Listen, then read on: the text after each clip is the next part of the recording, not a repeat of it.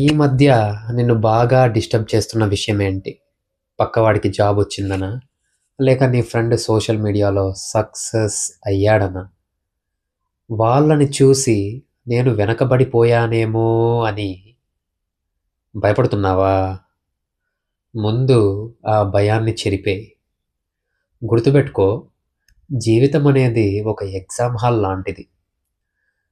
So, కానీ ఇక్కడ ఉన్న ట్విస్ట్ ఏంటంటే, అందరికీ ఒకే క్వెషన్ పేపర్ ఉండదు. నీ పేపర్ వేరు, వాడి పేపర్ వేరు. వాడికి వచ్చిన ప్రశ్నల ప్రాబ్లమ్స్ వేరు. నీకు వచ్చిన సమస్యలు వేరు.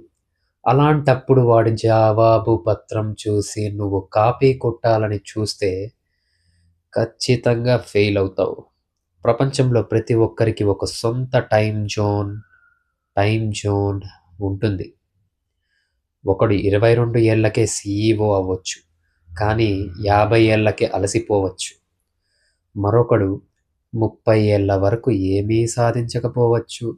కానీ 40 ఏళ్ల నుంచి 90 ఏళ్ల వరకు రాజులా బతకచ్చు. ఎవరూ ముందు లేరు. ఎవరూ వెనుక లేరు. ఎవరి రేస్ వాళ్ళదే. నువ్వు ఎక్కడా లేట్ అవ్వలేదు. You are remarkably on time. ఆకాశంలో సూర్యుడు, చంద్రుడు ఇద్దరు ఉంటారు. కానీ వాళ్ళెప్పుడూ పోటీ పడరు.